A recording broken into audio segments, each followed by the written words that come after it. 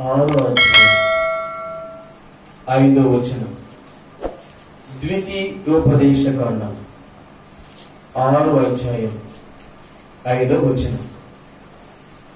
ఎవరైనా ఒక చదువుతారండి? నీ పూర్ణ హృదయముతోను, నీ పూర్ణ ఆత్మతోను, నీ పూర్ణ శక్తితోను నీ దేవుడైన యెహోవాను ప్రేమింపవలెను. చిన్న ప్రార్థన.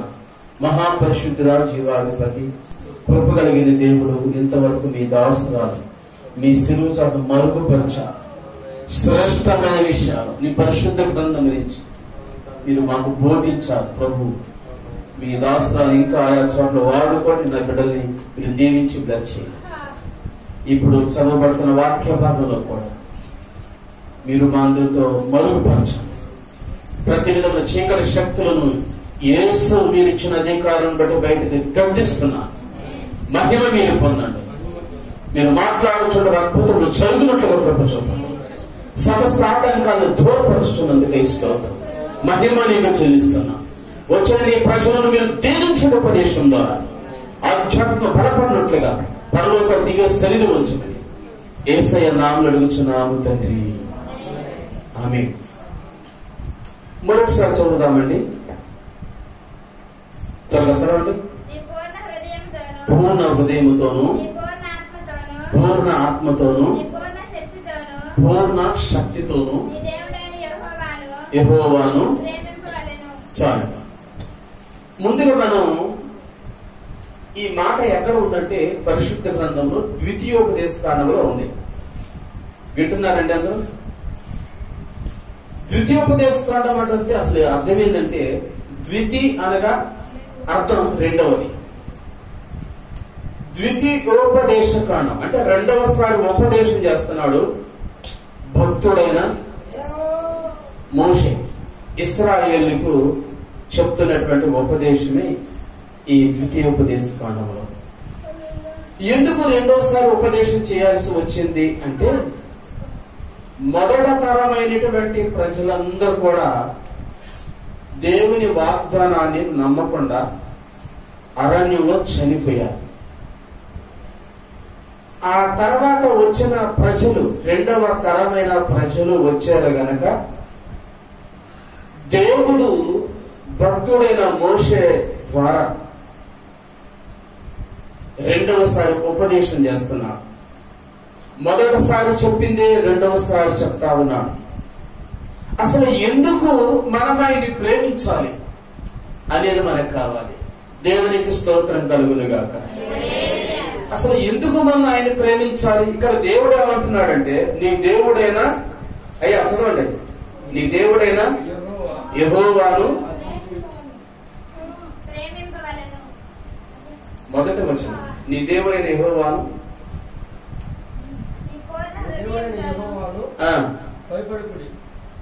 6:5 నీ పూర్ణ హృదయముతోను, పూర్ణ ఆత్మతోను, పూర్ణ శక్తితోను ప్రేమించు. ఇక్కడ బాగా గమనించండి, ఈ వచనంలో మన పూర్ణ హృదయముతోను, పూర్ణ హృదయం అంటే ఏ కల్మషం లేకోకుండా పరిపూర్ణంగా ఆయన్ని ఆరాధన చేయాలట, ప్రేమించాలట.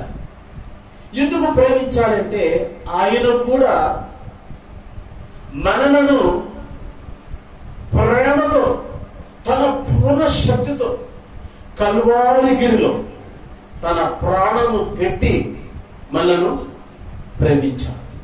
దేవునికి స్తోత్రం కలుగునుగాక.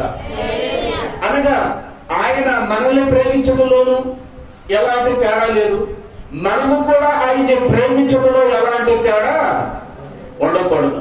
దేవునికి స్తోత్రం కలుగునుగాక. అర్థమైందండి? ఆయన మనల్ని ప్రేమించడంలో ఎలాంటి తేడా, ప్రేమించడంలో ఎలాంటి కల్మషం ఏమి చూపించలేదు. ప్రాణము పెట్టి ప్రేమించాడు. మన కొరకు ప్రాణం అర్పించేశాడు కనుక మనను కూడా ఎలా ప్రేమించాలంటే ఆయన్ని చెప్పండి ప్రియా దేవుని బిడ్డలారా, పూర్ణ హృదయంతో, పూర్ణ శక్తితో అనగా పరిపూర్ణంగా దేవుని పాటలు పాడే విషయంలో, స్తుతించే విషయంలో, వాక్యం చదివే విషయంలో, వాక్యాన్ని బోధించే విషయంలో, దేవుని మందిరానికి వచ్చే విషయంలో నీవు పరిపూర్ణంగా వచ్చినట్లయితే ఆయన నిన్ను దీవించటకు సమర్థుడని సమయంలో నీ అందరితో దేవుని వాక్యం ద్వారా మాట్లాడుతున్నాడు. ప్రభునందు దేవుని బిడ్డలారా, అయితే మనం ఎలా ప్రేమిస్తున్నాం అంటే ఎందుకని ఆయన మనల్ని ప్రేమించడానికి అర్థమైందంటే బాగా వినండి. ఆయన మనల్ని ఎందుకు ప్రేమించమని అడుగుతున్నాడు? ఆయన మనల్ని ప్రేమించుకోకుండా ముందు మనమే ఆయన ప్రేమించాలా? ఏమండి బాగా వినండి ప్రభునందు దేవుని బిడ్డలారా, ఆయన మనల్ని ప్రేమించకముందే మనము ఆయన ప్రేమించాలని కోరుతున్నాడా దేవుడు? కాదండి. ముందు ఆయనే మనల్ని ప్రేమించాడు కనుక అందుని బట్టి మనం కూడా ఆయన ప్రేమించట్లో ఎలాంటి సందేహం ఉండకూడదు, ఎలాంటి సంశయం ఏమీ ఉండకూడదు. అలాగా ప్రేమించమని అడగటములో న్యాయబద్ధమే. నువ్వు ఆయన ప్రేమించ సమర్థులమై ఉన్నావు. ప్రేమించడానికి నీకు కావలసిన అర్హత ఇచ్చాను. ఎంత శ్రేష్టకరమైన విషయం తెలుసా? ఈ భూమి మీద ఏ మనుషులకు లేనటువంటి ఈ గొప్ప భాగ్యాన్ని వాక్యం వింటున్నటువంటి నీకు నాకు ఇచ్చాడు. ఆయన ప్రేమించాలి. వాక్యం ప్రకటించడం ఆయన ప్రేమించటం, దేవుని మందిరానికి రావడం ఆయన ప్రేమించటం, వచ్చిన తర్వాత పరిపూర్ణంగా దేవుని ప్రేమించటం ఆయన ప్రేమించటం. పక్కనోళ్ళు ఎవరనుకుంటే నీకెందుకు? ఒకసారి దేవుని ప్రేమించిన సెలవు నా బైబిల్ గ్రంథంలో ఉంటుంది. ఏమండి, ఒక మార్కు సువార్త 10:45 అక్కడ ఏమంటారంటే ఒక గుడ్డివాడు దేవుని ప్రేమించే విధానాన్ని మనం చూస్తాం. అక్కడ హల్లెలూయా చదువుతారండి. 10:45 వాక్యం.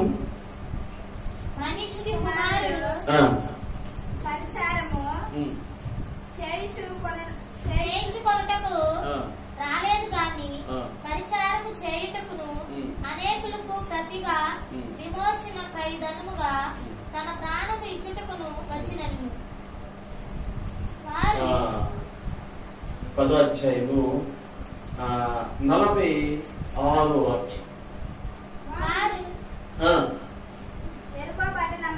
వారు ఎరుకో పట్టణమునకు వచ్చి బాగా గమనించండి. వారు ఎరుకో పట్టణంలోకి వచ్చని అని చదువుతున్నాము వాక్యం. వారు ఎరుకో పట్టణానికి వచ్చారంట. అసలు ఎరుకో పట్టణానికి రావటమే ఆ పట్టణ ప్రజలు ప్రేమించడం కదండి. యాక్చువల్ గా ఎరుకో పట్టణం ఏమైపోయిందో తెలుసా? యెహోషువ టైంలో, ఏమండి, వేసిన రహాబ టైంలో ఆ పట్టణాన్ని శపించాడు. అసలు ఎరుకో పట్టణానికి రాకూడదు. ఆ పట్టణం అది యెహోషువ టైంలో శపించబడింది, దాని కూల్చబడింది ఇశ్రాయేలు టైంలో కదండి. అయితే శపించబడిన ఆ పట్టణానికి ఎవరు వచ్చారు? చెప్పండి ఎవరు వచ్చారు? ప్రభు అయిన యేసుక్రీస్తు వారు వచ్చేసాడు. దేవునికి మహిమ కలుగునుగాక. చదువుదామండి. మొదటగా చదవండి. వారు ఎరుకో పట్టణానికి వచ్చి, ఆయన ఎలా వచ్చాడంటే వచ్చేటప్పుడు ఒకరిగా రాలేదంట. ఆయన తన శిష్యులతోనూ బహుజన సమూహముతోనూ ఎరుకో పట్టణం నుండి బయలుదేరి వచ్చుచుండగా. ఏమండి, ఈ ఎరుకో పట్టణంలోనికి వచ్చినప్పుడు అక్కడ ఆ గ్రామంలో ఎరుకో నుండి బయలుదేరి వచ్చుచుండగా తిమయి కుమారుడుకు బర్తమయి అను గుడ్డి ప్రేక్షకుడు త్రోవ ప్రక్కను కూర్చుంటాడు. ఇక్కడ రెండు ప్రేమలు మనం చూస్తాం. ముందు యేసయ్యే ఎరుకో పట్టణాన్ని ప్రేమించినట్టుగా చూస్తాం, అంతే కదండి. ఎరుకో పట్టణాన్ని ప్రేమించాడు గనకనే ఆ ఎరుకో పట్టణానికి ఎవరు వచ్చారు? యేసయ్య వచ్చాడు, శిష్యులు వచ్చారు. ఏమండి, మన ఇంటికి ఒక వ్యక్తి వచ్చాడంటే అర్థం ఏంటి? మనల్ని ప్రేమించబట్టే కదా, మన బాధలో బట్టి. అయితే రావడం అంటే ఇక్కడ రెండు రకాలుగా రావచ్చు. ఏమండి, అంతే కదా. మనం ఆరోగ్యంగా ఉన్నప్పుడు వచ్చేది వేరే, అనారోగ్యంగా వచ్చేది వేరే. ఇప్పుడు ఈ రెండిట్లో దేవుని ప్రేమించినట్టు వింటున్నారు మీరు? ఒకటి, ఒక వ్యక్తి ఒక ఇంటికి వచ్చాడంటే ఆరోగ్యంగా ఉన్నప్పుడు వచ్చేది వేరే, అనారోగ్య పరిస్థితిలో వచ్చేది వేరే. ఇప్పుడు ఈ రెండిట్లో ఏది ప్రేమించినట్టు? అనారోగ్యంగా ఉన్నప్పుడు రావటం ప్రేమించడమా, లేక ఆ వ్యక్తి ఆరోగ్యంగా ఉండగానే రావటం ప్రేమించడమా? చెప్పండి చెప్పండి ప్రభునందు దేవుని బిడ్డలారా. అవును, వాస్తవమే. ఒక వ్యక్తి అనారోగ్యంగా ఉన్నప్పుడే ఆ వ్యక్తి దగ్గరికి వచ్చి పరామర్శించటం, అదే నిజంగా ప్రేమించడం. దేవునికి స్తోత్రం కలుగును గాక. అయితే పట్టణం ఎలాంటి పరిస్థితిలో ఉన్నప్పుడు యేసు వచ్చాడు చెప్పండి? శపించబడిన ఆ పరిస్థితిలో ఉండగా వచ్చటం, దాన్ని ప్రేమించడం. అయితే ఆ పట్టణంలో ఉన్నటువంటి ఒక ఆయన కూడా, ఒక గుడి భిక్షకుడు దేవుని ప్రేమిస్తున్నాడు. ఎలా ప్రేమిస్తున్నాడు చదవండి. ఈయన నజరేయుడైన యేసు వాడు విని, అనగా అర్థం ఏంటంటే చూపు లేదు ఆయనకి. ఏం లేదు చెప్పండి? చూచటానికి చూపు లేదు, అయినా చెవి ద్వారా వింటున్నాడు. దేవునికి స్తోత్రం కలుగును గాక. వాక్యాన్ని వింటే మనకి ఏమొస్తుంది చెప్పండి? వాక్యాన్ని వింటే ఏమొస్తుంది? ఏమొస్తుంది? వాక్యాన్ని వింటే విశ్వాసం వస్తుంది. వినటం వలన విశ్వాసం వస్తుంది. ఏం వినాలి? ఇందాక అమ్మగా చెప్పారు, ఆయా ఇటు పోయాడు అటు పోయాడు అది కాదు వినాల్సింది. ఇదిగో దేవుని వాక్యాన్ని వింటే నీకు విశ్వాసం వస్తుంది. నీ జీవితం బాగుపడుతుంది, మన జీవితాలు బాగుపడుతుంది. నజరేయుడు చూడటానికి కళ్ళు లేకపోయినా ఏమండి, ఈయన చెవులు ఉన్నాయి కనుక నజరేయుడైన యేసు అని వాడు విని, దావీదు కుమారుడా యేసు నన్ను కరుణించమని. చాలండి. అంటే ఇది దేవుని ప్రేమిస్తున్నాడా? ఈయన కూడా ప్రేమిస్తున్నాడు.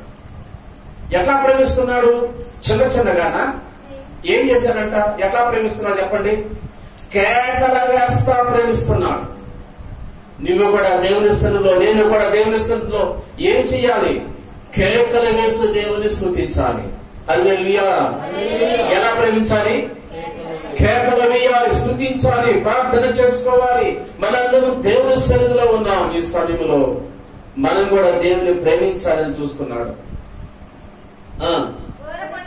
ఈ ప్రేమించడంలో కొంత ఆటంకం కూడా జరుగుతుంది. ఏమంటే నువ్వు దేవుని మందిరాన్ని ప్రేమించి వస్తున్న తరుణంలో నీకు కూడా ఆటంకం జరగలేదా? ఏమంటే ఆటంకం జరగలేదా? ఆటంకం ఖచ్చితంగా జరుగుతాడండి. ప్రేమించే దాంట్లో ఆటంకం ఖచ్చితంగా జరుగుతుంది. అసలు ఆటంకం ఎక్కడ ఉంటుందో తెలుసా? నువ్వు ఈ భూలోకంలో దేవుని ప్రేమించినా ఆటంకం జరగదు, కానీ దేవుని ప్రేమిస్తేనే నీకు ఆటంకం ఎదురవుతుంది. దేవునికి స్తోత్రం కలుగును గాక. అలాగైతే ఒకవేళ నువ్వు దేవుని ప్రేమించే దాంట్లో, అర్థమైందండి, దేవుని ప్రేమించే దాంట్లో ఆటంకం ఎదురొస్తా ఉంటే ఆటంకము పైగా నువ్వు వెళ్ళిపోవాలి. దేవునికి స్తోత్రం కలుగును గాక. ఆటంకాన్ని చూడకూడదు, అడ్డుబండలు చూడకూడదు. ఇదిగో నీ విశ్వాసాన్ని ఆపు చేయాలని, అర్థమైందండి, ఈ క్యాప్లు ఆపాలని పక్కన లేఖలు వచ్చి ఏమన్నారండి? చదవండి. ఊరగుండమని. ఇక్కడ ఆగండి. యేసును ప్రేమించే దాంట్లో ఆపు చేస్తున్నారండి వీళ్ళు. ఏమండి, అదివరకు ఈ వ్యక్తి అడుక్కునేటప్పుడు ఎవరైనా వచ్చి ఆ ప్రేమించడం ఎంత అడుక్కుంటావా అన్నారా? అని ఉంటుంటారా? రే అడుక్కోరా నీ బ్రతుకో అంటే మనుషుల యొక్క ఉద్దేశం ఏంటంటే మన జీవితంలో అర్థమైందా? ఎప్పుడు అడుక్కుంటే నువ్వు అడుక్కుంటా ఉంటే సంతోషపడతారు ప్రజలు. అయితే నేను ప్రకటిస్తున్నా ఇక యేసు ఈ సమయంలో నీతో ఏం మాట్లాడుతున్నాడు తెలుసా? ఇదిగో ఆయన ఇరుకో పట్టణానికి వచ్చినట్లుగా 2019 సంవత్సరాల క్రితం ప్రభు యేసుక్రీస్తు వారు మనలను ప్రేమించి మన కొరకు కన్య మరియ గర్భమున జన్మించి మనలాగా జన్మించడం మొట్టమొదటిగా ఆయనే మనల్ని ప్రేమించాడు. దేవునికి స్తోత్రం. ఆయన మనల్ని ప్రేమించాడు కనుక నువ్వు నేను కూడా మన దేవుని ఏం చేయాలి? ప్రేమించాలి. ఇప్పుడు ఈ గుడ్డివాడు దేవుణ్ణి ప్రేమించేటప్పుడు, యేసుని ప్రేమించేటప్పుడు ఏమి ఎదురైంది చెప్పండి? ఆటంకం ఎదురైంది. నీ జీవితంలో ఆటంకం ఖచ్చితంగా ఎదురవుతుంది. ఆటంకాన్ని బట్టి నువ్వు ఆగిపోకూడదండి. ఇక్కడ మనలో ఉన్నారు, సముద్రంలోకి వెళ్ళే వాళ్ళు ఉన్నారు. సముద్రంలోకి వెళ్ళాలంటే ఒక ఆటంకాలు, స్టార్టింగ్ లో ఆటంకాలు ఉంటాయి. దాన్ని ఏమంటారు? అలలు అంటారు. అంతేగా అయ్యా? అలలు. ఈ అలలు చూసి పెద్ద పెద్దగా వస్తూ ఉంటాయి. అమ్మో ఈ అలలను బట్టి నేను ఎవరిని అయిపోతాను అనుకుంటే మనల్ని సముద్రం లోపలికి వెళ్తారా? చేపలు పడతాయా? వేలు వేలు లక్షలు వస్తాయా? రాదు. దేవునికి స్తోత్రం కలుగును గాక. హల్లెలూయా. నీవు ప్రేమించేటప్పుడు ఆటంకాన్ని అధిగమించి వెళ్ళే శక్తి నా దేవుడు ఇక్కడ చేయడం మనందరికీ దయచేయను గాక. ఆమేన్. హల్లెలూయా. ఆటంకం ఎదురైంది. అయితే ఆటంకాన్ని బట్టి అబ్బు బాబు నువ్వు ఊరుకుంటావు అని ఆటంకం ఎదిరినప్పుడు ఆటంకానికి ఆగిపోయాడా? ఇక ఏం చేశాడంట ఆయన?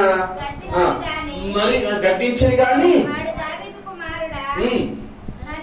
నన్ను కరుణించమని మరి ఎక్కువగా కేకలు వేశారు. దేవునికి స్తోత్రం. హల్లెలూయా. ఈ లోకంలో ఎక్కడికి వెళ్ళని ఎవరు ఆటంకపరచడండి. యేసు దగ్గరకు వస్తే నీకు ఆటంకం అవుతుంది. అసలు మన పరిస్థితి ఏంది, మన కులం ఏంది, మన రకం ఏంది, మన జాతి ఏంది, మనమేంది యేసు ఎందరూ నమ్ముకోవటం, ఆ తక్కువ వాళ్ళతో నమ్ముకోవటం ఏంటి? ఇవేమి ఆటంకాలు కాదండి. ఆటంకాలు కాదంటారా? ఆటంకాలేనండి. అయితే ఈ గుడ్డివాడు ఆటంకాలకు మించిగా వెళ్ళపోతా ఉన్నప్పుడు ఇదిగో ఆ ప్రేమ పిలుపు, ఇదిగో ఆ ఆటంకంలో ఆయన పడుతున్న ఆ గుడ్డివాడు ప్రయాస, ఆ కేక నా యేసు చెవిన పడింది. చప్పట్లు కొట్టి ప్రభుని గనపరచుగా. హల్లెలూయా. హల్లెలూయా. నా యేసు చెవిన పడినంతనే నా యేసు ప్రభు ఆగిపోయాడు. దేవునికి స్తోత్రం. ఆగిపోయాడన్నాడు. చదవండి, చదువుతాడండి. అప్పుడు యేసు నిలిచి వాడిని పిలవండి. చూసారండి, వాడిని పిలవండి. యేసయ్య అంటున్నాడు వాడిని పిలవండి. ఇప్పుడు నీతో కూడా దేవుడు అంటున్నాడు. యేసయ్య ఏమంటున్నాడు తెలుసా? అదిగో ఇదిగో ఆటంకాలు లెక్క చేయకోకుండా నా మందిరానికి వచ్చిన ఆ సహోదరిని పిలవండి. దేవుడు పిలవమంటున్నాడు. అయ్యా, అయితే ఎవరితో చెబుతున్నారు తెలుసా? ఎవరితో చెబుతున్నారు ఈ మాట? ఇదిగో ఎవరైతే గుడ్డోడా కాంగో కూర్చోంటున్నారో వాళ్ళతోనే వాళ్ళే పిలవమంటున్నాడు. చప్పట్లు ప్రభుని కనపరచండి. వాళ్ళని చెప్తున్నాడు బాబు. అయ్యా ఒక బలివాసం ఏదైనా ఆపేస్తారు కదా, ఒకసారి ఆ గుడ్డని పిలవండి అయ్యా. ఇప్పుడు ఈయన వచ్చి ఒకప్పుడు గుడ్డోడా కాంగో కూర్చొని ఆయన, ఇప్పుడు ఆయన వచ్చామన్నాడు. అయ్యా ఏసీ నేను పిలుస్తున్నాడు, ఇప్పుడు నువ్వు ఎక్కడుండు ధైర్యం తెచ్చుకో అనలేదన్నమాట. చదవండి. ధైర్యము తెచ్చుకోను. ఆమేన్. దేవునికి స్తోత్రం కలుగును గాక. యేసు అందరినీ పిలుస్తా ఉన్నాడు. ప్రయాసపడి భారం మోసుకొనిచున్న సమస్త జనులారా పిలుస్తా ఉన్నాడు. ఇప్పుడు నిన్ను పిలుస్తూ ఉన్నాడు, నన్ను పిలుస్తూ ఉన్నాడు. అయితే ఆయన్ని పిలవాలంటే ఇదిగో ఆయన ప్రేమించిన ప్రేమను అర్థం చేసుకుని నువ్వు కేకలు వేయటం ప్రారంభించవలసినదే. హల్లెలూయా. నా యేసు నిన్ను పిలిచేవాడిగా ఉన్నాడు. ఇదిగో ఎక్కడైతే నీకు అవమానం జరిగిందో వారి మధ్యనే వారిని నీ ఇంటికి పంపిస్తాడు దేవుడు. హల్లెలూయా. హల్లెలూయా. ఒక చిన్న సంఘటన చెప్తా వినండి. ఒక చిన్న సంఘటన చెప్పండి. గోదావరి పుష్కరాలు జరిగిందంట. ఐపీసీ కన్వెన్షన్ సువార్త సభలు జరుగుతా ఉన్నాయి.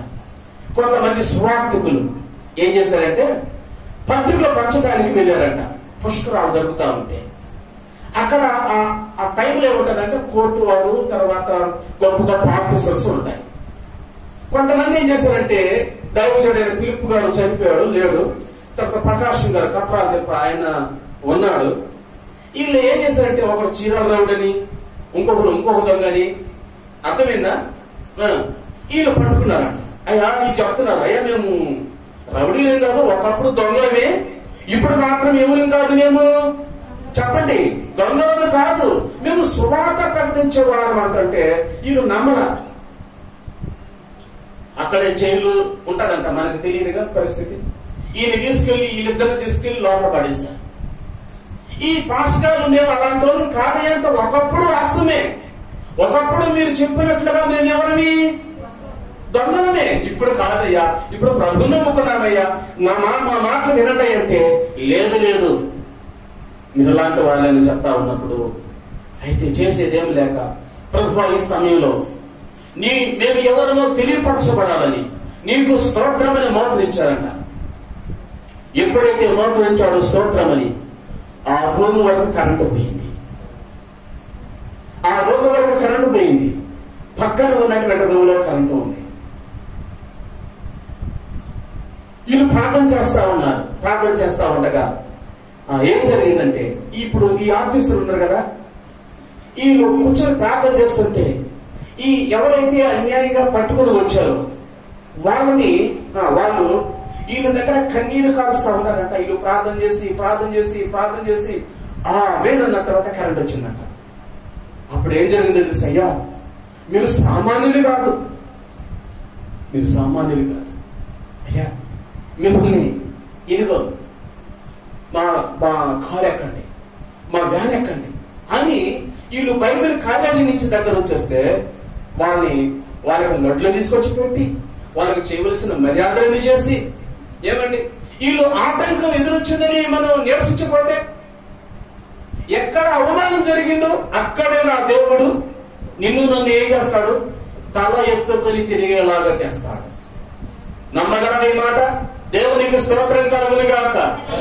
అవమానాన్ని తలంచుకోక యెషయా గ్రంథంలో ఉంటుంది, నీ బాయపు కాలపు పాపములను ఆలోచించవద్దు, పాతవి ఆలోచించవద్దు అని అంటాడు. ఈ గుడ్డవాడు కూడా ఏం జరిగిందంటే, ఎక్కడ అవమానం జరిగిందో వాళ్ళు వచ్చి అంటున్నారు, అయ్యా ఆయన నిన్ను పిలుచుచున్నాడు, ధైర్యం తెచ్చుకో. అది కూడా చెప్పారు ఈ మాటలు. ధైర్యం తెచ్చుకొని చెప్పారా? గుడ్డాడు ఆగవయ్యా, నీకేం దేవుడా, నీ జీవితం ఏంది? అడుక్కోవడమే. నువ్వు ఎప్పుడు అడుక్కుంటానే ఉండాలా? ఏమండి, దేవుని దగ్గర రావడానికి వాళ్ళకి ఇష్టం లేదు. ఇప్పుడు అంటున్నారు మనుషులు ఎలాగైనా మాట్లాడతారండి, వింటారండి. మనుషులు ఎలాగైనా మాట్లాడతారు. అవసరమైతే కాలు పట్టుకుంటారు, అవసరం లేకపోతే చేతులు పట్టుకుంటారు. నేను పిలుచుచున్నాడు అదొక చెప్పొచ్చు కదా, బాగా కేకలయ్యను ప్రోత్సహించవచ్చు కదా, అదొక కేక అయ్యే ముందు చేయొచ్చు కదా. అలాంటి పని చేయాలి. ఆయన నిన్ను పిలుచుచున్నాడు, ధైర్యం తెచ్చుకో అన్నప్పుడు ఏమన్నారు? చెప్పేది అంతటా వాడు హల్లెలూయా యేసయ్య దగ్గరకు వచ్చినప్పుడు పిలిచిన తర్వాత ఏం వదిలేయాలంటే, బట్టలు పారవేసి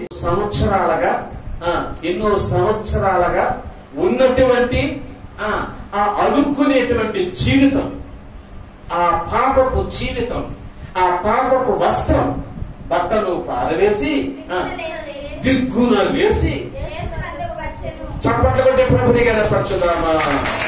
హల్లెలూయా. యేసు దగ్గరికి వచ్చారు. మీరు కూడా యేసు దగ్గరికి వచ్చారు. ఎక్కడున్నారు మీరు? చెప్పండి. యేసు దగ్గరికి వచ్చారు మీరు కూడా. అయితే యేసు దగ్గరికి వచ్చిన తర్వాత యేసు అన్నాడు, నా వలన నీకేం కావాలి? ఇదేంటిది? మీరు దేవుని మందిరానికే కదా వచ్చింది. వచ్చిన తర్వాత మీరు కూడా ఏం చేయాలి? మనందరం ఏం చేయాలి? దేవుని మందిరంలో అడగాలి. యేసయ్యా నాకు ఇది కావాలయ్యా అని అడగాలి. అంతే కదండి? అడగద్దా? వాడిని అడగక బోధకుడా నాకు దృష్టి కలగ చేయమని. ఆమేన్. దేవునికి స్తోత్రం. నాకు చూపు కావాలి. చూపులు 2 రకాలు. ఎన్ని రకాలు? ఒకటి భూ సంబంధమైన చూపు, రెండవది పర సంబంధమైన చూపు. దాన్ని ఏమంటారంటే దూరదృష్టి అంటారు. వాక్యం చెప్తుంది. ఏ దృష్టి అయ్యా? దూరదృష్టి అంటే ఏందో తెలుసా? మనము ఆ సింహాసనం మీద దగ్గర ఉంటాం, ఆయన మనకు తీర్పు తీరుస్తాడని భయం ఉంటుంది. అదే దూరదృష్టి అండి. భక్తుడైన పేతురు అంటాడు మనోనేత్రం అంటాడు, దాని వివేచన అంటాడు. ఇదిగో నీ హృదయం దుష్టత్వంలోను ఘోర బంధకాల్లో ఉన్నట్టు నాకు కనబడుతున్నది అంటాడు. దేవునికి స్తోత్రం కలుగును కాదు, పైగా చూడటం కాదు. అందుకని ఈ వ్యక్తికి ఏం కావాలంటే నాకు దృష్టి కావాలి. ఈ మధ్యాహ్న కాలం నువ్వు అడగలవా నీకేం కావాలో? నీవు అడగాలి. నువ్వు యేసు దగ్గరకు వచ్చావు, అడగాలి. అందుకు యేసు ఏం చెప్పాడు? యేసు నీవు వెళ్ళు, నీ విశ్వాసము నిన్ను. ఆమేన్. దేవునికి స్తోత్రం. విశ్వాసము ద్వారా ఏమొస్తుంది? స్వస్థత వస్తుంది. ఇప్పుడు విశ్వాసం రావాలంటే ఏం వినాలి? వాక్యాన్ని వినాలి. వాక్యాన్ని వింటేనే విశ్వాసం వస్తుంది. ఆ రక్తస్రావంతో బాధపడుతున్న స్త్రీ కూడా ఆ యేసుని గురించి విని యేసు దగ్గరకు వచ్చి ఆయన వస్త్రం చిగుకుంటే 12 సంవత్సరాల దగ్గర జబ్బు యేసే తగ్గించేశాడు. ఆ రోజు ఉన్న దేవుడు ఇప్పుడు కూడా స్వస్థపరచడానికి సమర్థుడు, శక్తిమంతుడు. అందుకని ఈ మధ్యాహ్న కాలంలో ప్రభువును దేవుని బిడ్డారా, ముందు మనల్ని ఎందుకు ప్రేమించమని అంటున్నాడు తెలుసా? యెషయా గ్రంథం 6:5 మనం ఎలాగో ప్రేమించాలో అని చెప్తున్నా తెలుసా? ఆయన ప్రేమించాడు కనుకనే మనం కూడా ఆయన్ని ఏం చేయాలి? ప్రేమించాలి. అర్థమైందండి?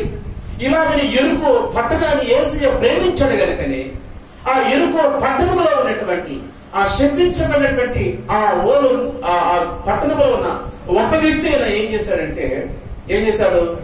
యేసయ్యను ప్రేమించే వ్యక్తిగా. అంటే దేవుడు యేసయ్య ఎరుకో పట్టణాన్ని ప్రేమించాడు. ఎరుకో పట్టణంలో ఒక గుడ్డివాడిని స్పందించి యేసయ్యని ప్రేమించాడు. ఎలా ప్రేమించాడంటే ద్వితీయోపదేశకాండం 6:5 చెప్పినట్టుగా పూర్ణ హృదయంతో అడుగుతున్నాడు కేక, సగం కాదు. ఎప్పుడైతే పూర్ణ హృదయంతో కేకలు వేస్తా ఉన్నాడో అప్పుడే యేసు ప్రభువారు ఆ కేకలు విన్నాడు. నీ కేకలు కూడా పరిపూర్ణంగా దేవుని సన్నిధికి వచ్చినట్లయితే ఆ యేసయ్య నీ కొరకు ఏం చేస్తాడంటే అద్భుతం చేయడానికి సమర్థుడు. ప్రేమించే దాంట్లో లోపం అంటుకోవద్దు. పరిపూర్ణంగా మన దగ్గర నుంచి పరిపూర్ణంగా ప్రేమించాలని ఆశపడుతున్నాడు. ఆయన మనల్ని ప్రేమించాడు, మనం ఆయన ప్రేమించుదాం. ఎరుకో పట్టణాన్ని యేసయ్య ప్రేమించాడు. ఎరుకో పట్టణంలో ఉన్నటువంటి ఆ పట్టణం నుంచి బయటకు వస్తూ ఉండగా ఆ గుడ్డివాడు యేసయ్యను ప్రేమించాడు. ప్రేమిస్తే జరిగిన విషయం ఏంటంటే ఇది వెంటనే వాడు త్రోవను ఆయన వెంట చూపు పొంది వెళ్ళిపోయాడు. చప్పట్లు కొట్టి ప్రభుని కనపరచుదామా? హల్లెలూయా. వెంటనే ఉంది వాక్యం. 2 వారాలు చర్చికి రా, 3 వారాలు చర్చికి రా కాదు. వెంటనే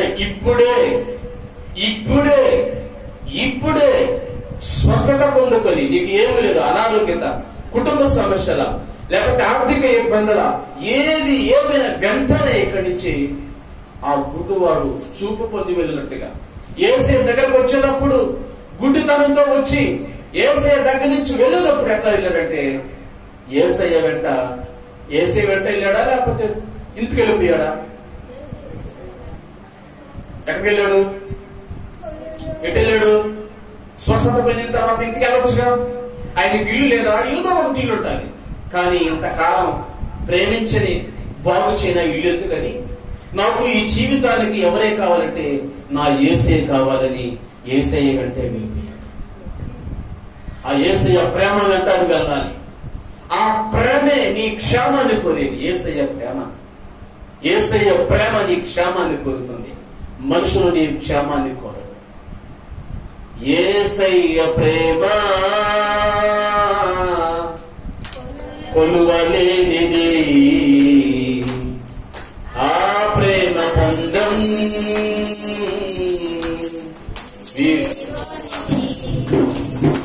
యేసయ్య ప్రేమ కొలువలేనిది, ఆ ప్రేమ బంధం వీడి పొందిది. ఈ దేవం ఈ ప్రాణం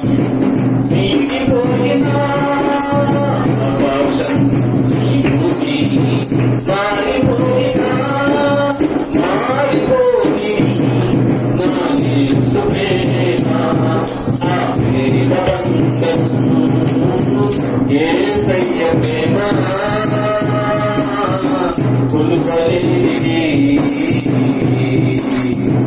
ఆ ప్రేమ బంధం వేడిపోనిది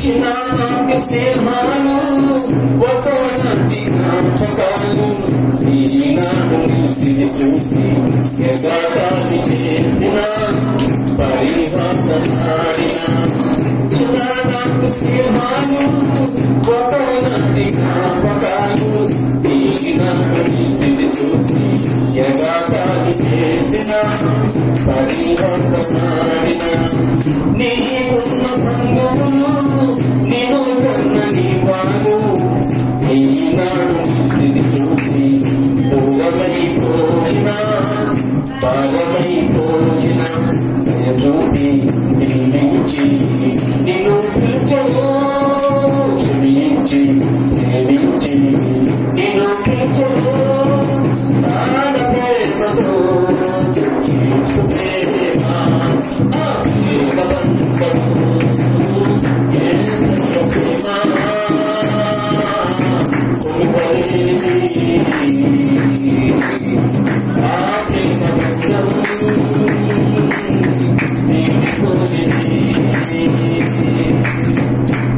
తల వచ్చి ప్రార్థన చేద్దాం. ఒకసారి యేసయ్య మనల్ని ప్రేమించాడు. 2018 సంవత్సరాల క్రితం నా యేసు నిన్ను ప్రేమించాడు. ఎలాంటి స్థితిలో ఉంటే పాపములో ఉండగా నిన్ను ప్రేమించాడు సహోదరి. రక్తము కార్చాడు, ఉమ్మ వేయించుకున్నాడు. ఆయన నిన్ను ప్రేమించాడు. ఇప్పుడు ఈ మధ్యాహ్న కాలంలో నువ్వు కూడా ఆయన ప్రేమించమని అడగడం ధర్మమే.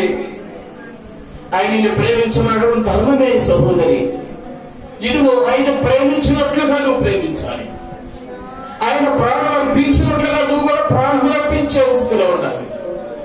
అది ఈ మధ్యాహ్న కాలంలో దేవుడు నీ దగ్గర నుంచి ఒక ప్రేమ అడుగుతున్నాడు. ఇదిగో ఆయన ప్రేమను ఒకసారి గుర్తించేసి కారాంధ్రారా ఇదిగో యేసుతో ఒక్క స్వరం ఇచ్చాడు. ఆయన కేక వేశాడు. ఏంటి ఒక కేక వేస్తావా? ఈ యేసును నేను అడుగుతున్నానయ్యా, సిగ్గుపడక. ఇదిగో ఆ గుడ్డివాడు సిగ్గుపడట్లో ఎడగట్లో ఒకవేళ దేవుని మందిరానికి వచ్చేటప్పుడు సిగ్గుపడుతున్నావా? భయపడబోతున్నా. మనుషులకు భయపడితే మనుషులకు భయపడితే నీకేం మేలు జరగదు. నా యేసు నిన్ను ప్రేమిస్తాడు. నువ్వు కూడా ఆయన ప్రేమించు. ఇదిగో మనుషుల వైపు చూడొద్దు, సిద్ధాంతాల వైపు చూడొద్దు. నీ కొరకు ప్రాణం బిడ్డను నా యేసు వైపు చూడు. గుడ్డివాడు యేసయ్యను ప్రేమించాడు. ప్రేమించడంలో ఆటంకం ఎదురైంది. ఈ రోజు నీకు కూడా ఆటంకం ఇవ్వవచ్చు. ఇదిగో గుడ్డివాడు యేసయ్యతో పాటు వెళ్ళినట్లుగా యేసయ్యతో పాటు చూపుకుంటూ వెళ్ళాడు. ఇదిగో ఒకవేళ గుడ్డివాడు డబ్బులు అడుగుకుని వస్తా ఉంటే ఆ గుడ్డివాడి దగ్గర డబ్బులు తీసుకుని ఒకవేళ అన్నం పెట్టినేమో కానీ మనుషులు సహాయం ద్వారా తన జీవితంలో ఆ చూపుదనం పోలే, ఆ గుడ్డితనం పోలేదు కదండి. ఆ గుడ్డితనం పోలేదు కదా. డబ్బుల ద్వారా గుడ్డితనం పోలేదు కదా. ఒక్కసారి ప్రేమిస్తావా? హల్లెలూయా, హల్లెలూయా. నా యేసును పరిపూర్ణంగా ప్రేమించుకో. అందుకని ద్వితీయ ఉపదేశ కాండంలో దేవుడు చెప్పేశాడు, ఇదిగో ఇశ్రాయేలు ఆయనను ప్రేమించాలి. వాళ్ళ పితరుల ఐగుప్తు దేశంలో ఉన్నప్పుడు పస్కా బలిపశువులు అర్పించి వాళ్ళని ప్రేమించాడు. ప్రాణం అర్పించాడు. 2 నిలువ కమ్ములకు అడ్డకమ్ముకు పస్కా బలి వధించబడింది ఐగుప్తు దేశంలో. ప్రాణం అర్పించాడు సహోదరి. అంత ప్రేమించి బయటకు తీసుకొచ్చాడు. నిన్ను కూడా లోకం నుంచి బయటకు తీసుకొచ్చాడు. ఇదిగో లోకంలో ఉండగాని, అరణ్య ఆత్మలో ఉండగాని నువ్వు ఆయన ప్రేమించవలసి ఉన్నది.